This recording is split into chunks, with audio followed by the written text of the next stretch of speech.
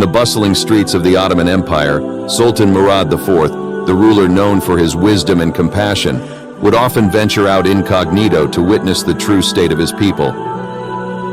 One evening, an unusual restlessness overcame him, compelling him to step out into the city streets.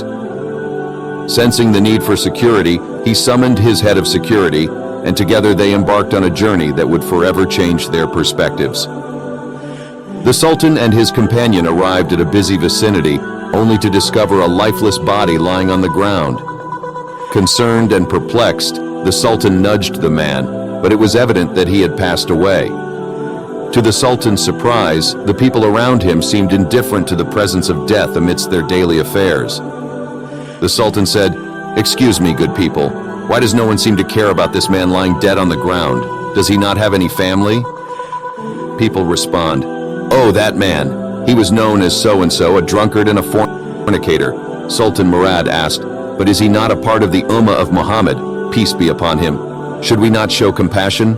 Where is his family?" The citizens said, "We have little regard for him due to his actions.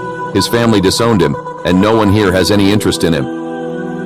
Sultan Murad IV finally said, "Regardless of his past, he remains a member of our community, a part of the Ummah.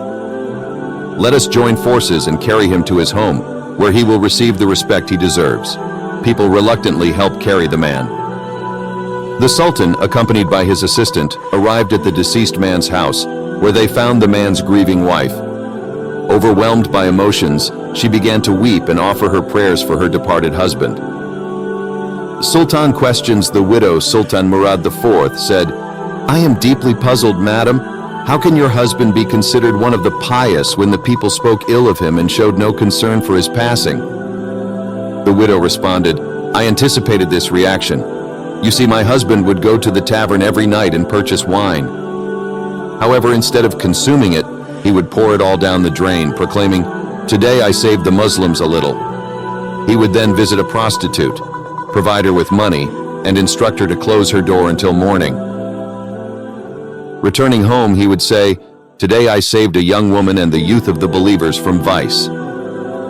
The widow said, 'I once expressed my concern to him, saying that when he passed away, no one would be there to cleanse and shroud his body, nor to pray over him or bury him.'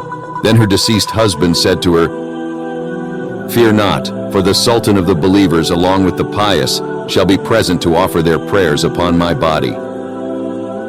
The Sultan's eyes welled up with tears as he comprehended the truth.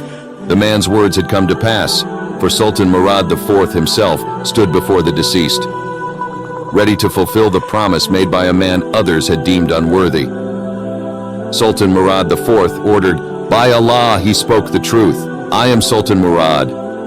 Tomorrow we shall cleanse him, offer prayers upon him, and lay him to rest, surrounded by scholars, pious individuals, and the masses.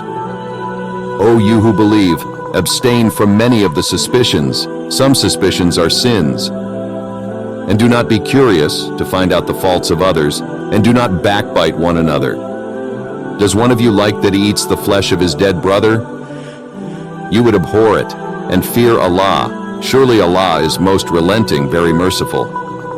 This tale reminds us of the hidden stories within every person's heart, stories obscured by what we see and hear from others. It teaches us the importance of withholding judgment and striving to understand the struggles and virtues of those around us. Allah, the All-Knowing, holds their secrets. If He knows, why should it matter who among us knows or remains ignorant? May this story serve as a reminder to us all, urging us to approach others with empathy and compassion.